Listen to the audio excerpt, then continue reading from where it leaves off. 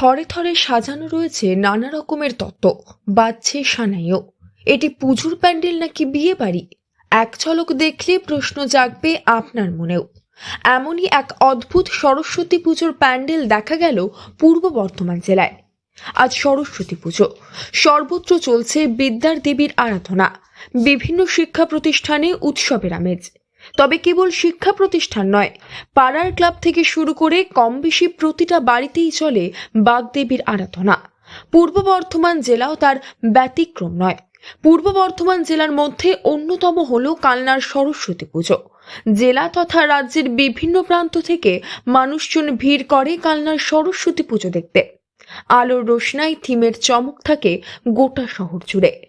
আর এই বছর কালনার সরস্বতী পুজোতে দেখা গেল এক ভিন্ন ধারার পুজো প্যান্ডেল। প্যান্ডেলের সঙ্গে সামঞ্জস্য রেখে সাজিয়ে তোলা হয়েছে দেবী প্রতিমাকেও। সম্পূর্ণ বিয়ে বাড়ির আদলে তৈরি করা হয়েছে এই সরস্বতী পুজোর প্যান্ডেলটি, যা এক ঝলক দেখলে বিয়ে বাড়ি বলেই ভুল হবে সবারই। কালনা শহরের এই সরস্বতী পুজোর প্যান্ডেল জুড়ে সানাইয়ের সুর। তবে শুধু তাই নয়, প্যান্ডেলের মধ্যে রয়েছে অতিথি আপ্যায়নের জন্য চেয়ার টেবিলও, রয়েছে তত্ত্ব থেকে শুরু করে বিয়ের ছাতনাতলাও। সব মিলিয়ে একেবারে বিয়ে বাড়ির আমেজ কালনা শহরের মিতালি সংঘের এই বছরের সরস্বতী পুজোয়। কালনার বারুইপাড়া মিতালি সংঘের পুজো এই বছর 24 বছরে পদার্পণ করেছে। এই বছর তাদের থিমের নাম চলো যাই বিয়ে বাড়ি। কিন্তু হঠাৎ কেন মিতালি সংঘের তরফে থেকে বেছে নেওয়া হলো এই থিম? দেখুন এই প্রসঙ্গে ঠিক কি জানাচ্ছে ক্লাব কর্তৃপক্ষ। আমরা একটাই বার্তা মিতালি সংঘের পক্ষ থেকে দিতে চাই যে আমাদের পণ প্রথার বিরুদ্ধে আমরা, এবং মানে কি বলবো, যেটা বললাম যে বাল্যবিবাহের বিরুদ্ধে মিতালি সংঘ। মূলত এই দুটো বার্তা নিয়ে এবছরের আপনাদের থিম একেবারে। প্রত্যেক বছরে কি শহরবাসীর জন্য আপনাদের ক্লাবের তরফ থেকে নতুন চমক থাকে? অবশ্যই থাকে। পূর্ব বর্ধমানের কালনার মিতালি সংঘের সরস্বতী পুজো দেখতে আসা দর্শনার্থীরা ক্লাবের এই আয়োজনে বেশ খুশি। অভিনব এই বিষয়ে ভাবনার নজর কেড়েছে তাদেরও। যে বার্তা মিতালি সংঘের তরফ থেকে দেওয়া হয়েছে তার সমর্থন করছেন তারাও।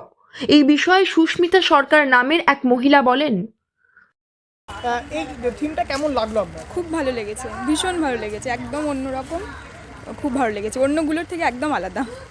এই যে দুটো বার্তা ওনারা মূলত প্রদান করছেন, এক হচ্ছে বাল্য বিবাহ রোধ করা এবং 2 নম্বর হচ্ছে পণ দেওয়াটাকে বন্ধ করার জন্য ওনারা এই বার্তাটা দিচ্ছেন। এই বিষয়ে কি বলবেন? বাল্যবিবাহ তো অবশ্যই রোধ করা উচিত, আর পণ দেওয়াটাও এটারও আমি একদম বিপক্ষে। অর্থাৎ ক্লাবের এই যে থিম, এটা কেমন লাগলো আপনার? যে বার্তাটা ওনারা দিচ্ছেন এটা কি একদম সঠিক? একদম সঠিক।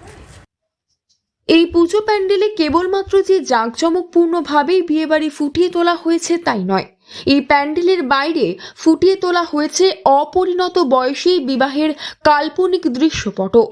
ক্লাবের কথায় অপরিণত বয়সের বিবাহ নয়, তার পরিবর্তে আনুষ্ঠানিকভাবে পরিণত বয়সে বিয়ে করার যে আনন্দ, সেই বার্তা তারা ছড়িয়ে দিতে চান মানুষ তথা তরুণ প্রজন্মের মধ্যে।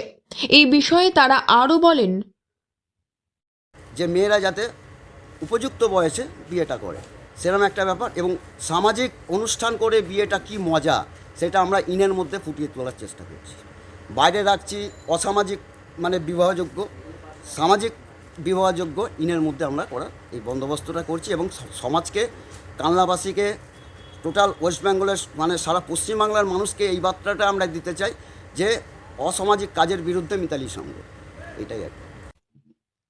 মিতালি সংঘের সরস্বতী পুজোর এই বিষয় ভাবনা মানুষের ভালো লাগবে বলে আশাবাদী পুজো উদ্যোক্তারা। পূর্ব বর্ধমান থেকে বনোয়ারিলাল চৌধুরী রিপোর্ট, লোকাল 18 বাংলা।